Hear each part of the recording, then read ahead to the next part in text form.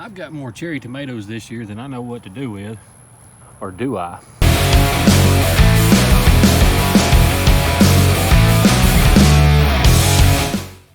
Hello everyone and welcome. We normally have a well-planned garden, and as far as tomatoes goes, I'll normally plant like 6 full-size tomato plants and 6 cherry tomato plants. This year something went horribly wrong. I don't know if the birds got into the cherry tomatoes when they were on the vine and dispersed the seeds throughout the garden or what, but so far we've picked close to 100 pounds of cherry tomatoes, and we've given away to family, friends, people I work with, and canned them. So that's what I'm going to do today. I'm going to can some of these cherry tomatoes and make stewed tomatoes. And if you've never done canning before, you really don't need any specialty equipment. All you need is like a large pot and some jars, and you're pretty much good to go. So anyway, let's go in the house and can some tomatoes. As you can see, we have an overabundance of cherry tomatoes, and this is about 8 pounds of them that I'm gonna process. This one has a bug hole in it. So after the final culling and getting the other vegetables out, I've got about a sink full of tomatoes, which is probably about 7 pounds or so. So that's what I'm going to use to start making my stewed tomatoes. To remove the skins from the tomatoes, you'll have to blanch them in hot water and then put them in cold water. And to do that, I'm just going to use this basket I use for putting the jars in the boiling water, and just kind of do it in batches. I have my first batch ready to go into the hot water. And then I put them in cold water, at which point the skins will split and I'll be able to slip off the skins from the tomatoes.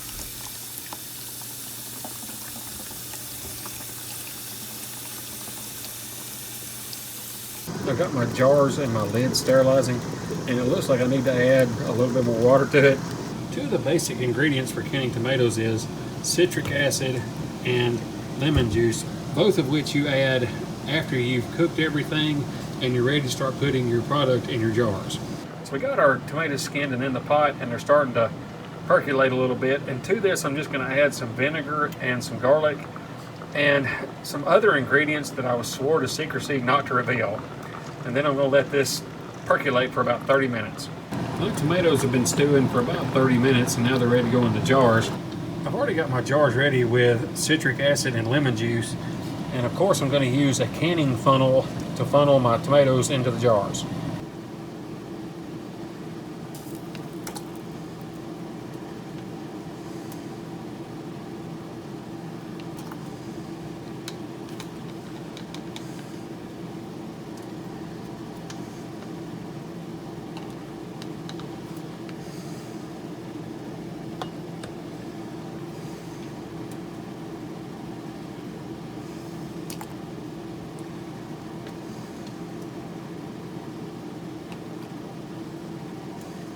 Now that we have our stewed tomatoes in the jars, we're ready to put them back in the boiling water process.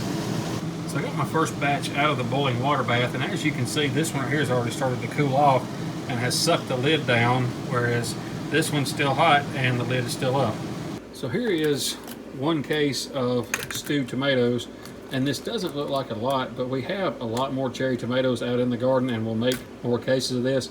And when we're done, we'll have enough stewed tomatoes to last us through the winter when we make chili, stews, things of that nature.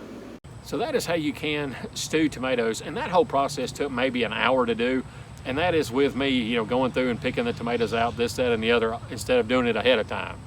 And like I said, you don't need any specialty equipment to do it.